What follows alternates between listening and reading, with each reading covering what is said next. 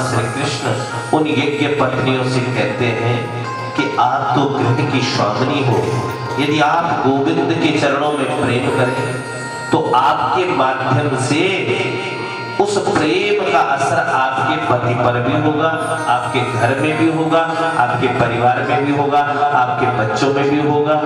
आपके पति आपका आदर सत्कार करेंगे, माताओं आपका सम्मान करेंगे, आपका अपमान नहीं करेंगे। जाओ घर जाओ, घर जाओ। अब जब वापस आए तो आज सभी विप्रों ने कहा जीवन भर हमने कर्मकांड किया, जप किया, तप किया, नियम किया, साधन किया, लेकिन कभी उस भाव को समझा नहीं। तो आज एकदम भाव निकल आया कि धिग जन्मा नेत्र विद सिद्ध विद्या धिग बहु ज्ञाता। हमारे जीवन को धिक्कार है, हमारे जीवन को धिक्कार है, गोविंद से हम विमुख हो गए, ऐसा मन में आज भाव जागा।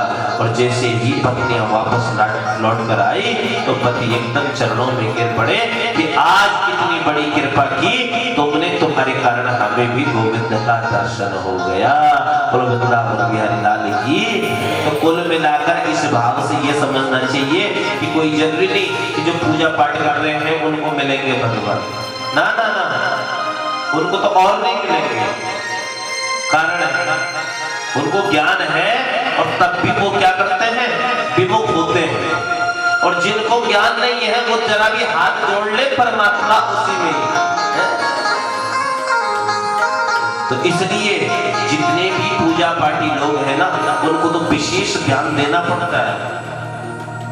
यहाँ कृष्ण कथा में 10वें स्कंद में स्पष्ट वर्णन है, और उसी के बाद ध्यान देने के बाद तब अगला अधिकारी बनता है आदमी रास का। और रास में जब वो सब कुछ भूल जाता है उसको कहते हैं गोपी। क्या कहते हैं? गोपी। गोपी क्या है जानते हो? क्या स्त्री है? क्या पुरुष है? गोपी का अर्थ होता ना स्त्री ना पुरुष। वृंदावन में देखा है तुमने, कई पुरुष भी गोपी भाव में रहते हैं। गोपी का अर्थ है गोपी पिबती सा गोपी, जो प्रत्येक इंद्रिय से कृष्ण रस का पान करे बंधु, वो जो प्रत्येक इंद्रिय से क्या करे, कृष्ण रस का पान करे, वो क्या है? गोपी। और आज बंधु ये गोपियों के अलग अलग विभाग हैं।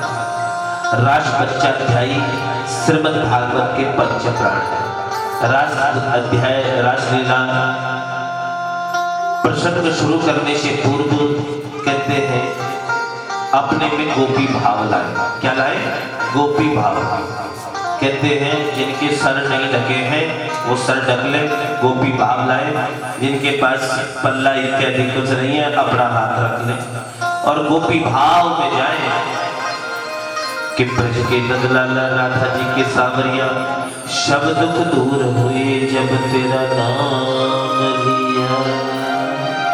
रास प्रसंग इतना पावन और पवित्र है ना, ये कैसे आता है समझ में? अब आज बता देता हूँ आपको कि प्रथम सुमेरी भागवत भक्त भगवत वाणी, और द्वितीय आराधे भक्ति व्यासन भांति बखानी, तृतीय करी गुरु समुझे दक्ष सर्वज्ञ रसीलो, चौथे होय विरक्त बसे बनराज बसीनो, और पांचे भूले देह सुधे तब छठे भावना रस की, और सातवें पावे रीति रस श्री स्वामी हरिदास।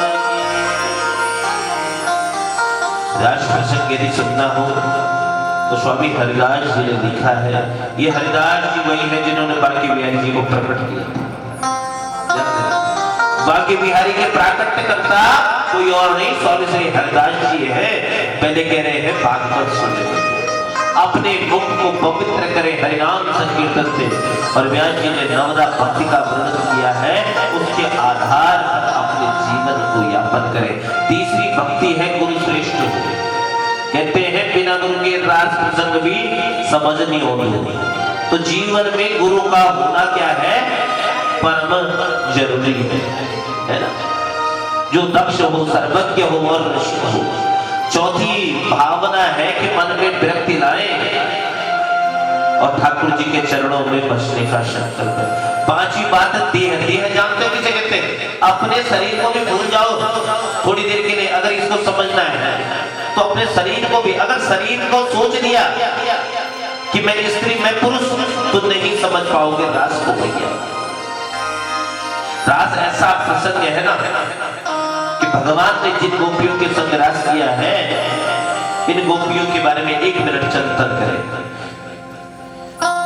गोपी, गोपी मतलब गोपी प्रीमती थी सब गोपी, जो प्रत्येक इंद्रिय शेष, जो प्रत्येक इंद्रिय शेष कृष्ण रस का पान करे, चलते फिरते उठते बैठते प्रत्येक परिस्थिति में गोविंद का ध्यान करे। अब सुनो ये गोपियां कौन है?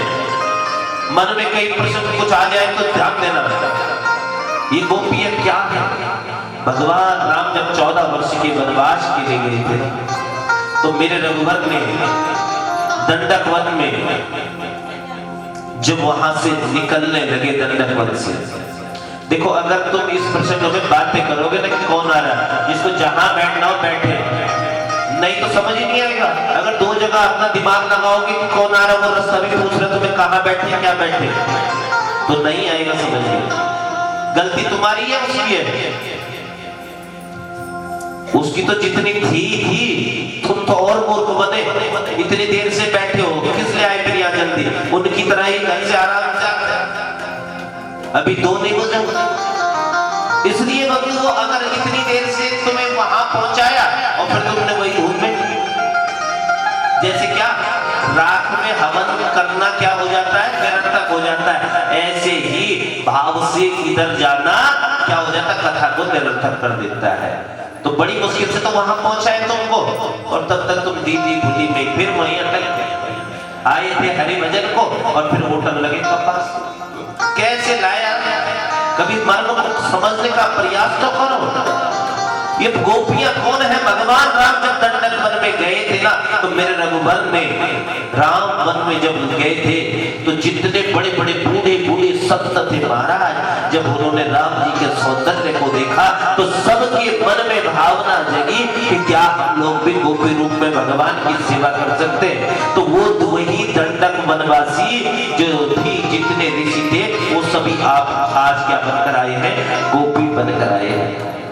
इतना ही नहीं, जब भगवान ने वामन अवतार लिया था तो जितनी दैत्य कन्याओं ने भगवान वामन का दर्शन किया था, आज सबके मन में भाव जगा, क्या हमें भी गोपी भाव में सेवा मिल सकती है? और जब भगवान ने कच्छप अवतार लिया तो समुद्र मंथन जब हुआ, जब मंदराचल पर्वत धंसने लगा, तो मेरे भगवान ने कौन सा अवतार लिया? कच्छप अवतार लिया। तो उस समय जितनी मत्स्य कन्याओं ने भगवान के उस स्वरूप को देखा तो उनके मन में भी वही भाव जागृति हुई, और आज सब क्या सबके सब आई है गोपी भाव। इतना ही नहीं, 4 वेद है, ऋग्वेद, यजुर्वेद, सामवेद और अथर्ववेद। इन 4 वेदों के अंदर 3 कांड है, ज्ञान कांड, उपासना कांड और कर्म कांड। उपासना कांड के जितने भी मंत्र है, उपासना कांड है उप समीपे आसनम, यति परमात्मा के निकट चले जाना। आज जितने भी वो ऋषि हैं वो सब के सब आए हैं, और इनके बंधुओं एक नहीं अलग अलग विभाग है। अलग अलग विभाग में सुरति रूपा, मुनि रूपा, साधन सिद्धा, स्वयं सिद्धा, दैत्य कन्या, मत्स्य कन्या, और सब गोपियां बनकर आई हैं। कोई किसी की बेटी बनी, कोई किसी की पत्नी बनी, कोई किसी की बहू बनी, लेकिन सबका आने का प्रयोजन क्या है? एक प्रकार कृष्ण की प्राप्ति हो, कृष्ण की प्राप्ति हो, गोविंद की प्राप्ति हो। और आज शरद पूर्णिमा की रात्रि है। कौन सी रात्रि? शरद पूर्णिमा की रात्रि। मेरे कृष्ण ने पेड़ का निनाद किया, और आज जमुना किनारे गोविंद चले गए। कल कल कल कल निनादनी पावन यमुना का तट और बंसी की धुन इतनी अद्भुत कि शरद पूर्णिमा की रात्रि बालुका खिल रही है और चंद्रमा प्रमुदित हो रहा है। चंद्रमा क्या हो रहा है? प्रमुदित। लेकिन घनश्याम तेरी बंसी ऐसी बजती है, बंसी देखा है? जब भगवान बंसी बजाते हैं, गोविंद ने मुरली का निनाद छेड़ा, लेकिन एक विचित्र बात, कृष्ण एक मुरली एक और सुनने वाले अनेक। और जिसको भी सुनाई दे रहा है सब क्या सोच रहे हैं कि गोविंद मेरा नाम पुकार रहा है, मेरा पुकार रहा है। एक गोपी दूसरी गोपी से कह रही है, क्या सखी मेरे भनक पड़ी कानन में, मुरलिया बाज रही मधुबन में। एक सखी दूसरी कभी सखी से कह रही है कि ये सखी सुन तो सही, मुरलिया बाज रही मधुबन में। आज उनको यही सुना। 84 कोस के ब्रजमंडल में रहने वाली जितनी गोपियां हैं उन ब्रजांगनाओं को लगा मानो कृष्ण हमें पुकार रहे हैं, गोविंद हमारा नाम ले रहे हैं। जो गोपी जिस कार्य में व्यस्त थी उसको वहीं छोड़कर चली आई और भागी जा रही महाराज।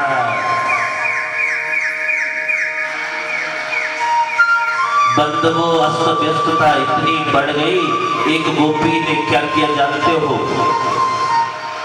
लहंगा पहना तो साड़ी पहनना ही भूल गई भैया। एक गोपी के पति ने आवाज लगी, भगवान कुछ भोजन दे दे। बंसी को सुनकर तो ऐसे सुस्त हो गई कि जल्दबाजी इतनी, उतने में क्या गौ माता भी रंभाने लगी। पतिदेव का खाना गाय को डाल दी और गाय का खाना पतिदेव को, भागी जा रही है भैया, भागी जा रही है। एक गोपी ने आंखन में काजल लगाई, एक में तो दूसरे में नहीं। एक को इतनी जल्दी, अब आंखों से दिखता भी कम है। बंधुओं तो होठों पे लगाने वाली चीज आंखों पे लगा दी और आंखों पे लगाने वाली होठों पे, भागी चली आ रही है। हमारे साथ भी कभी ऐसा हो जाता है ना, दिखता कम होता है तो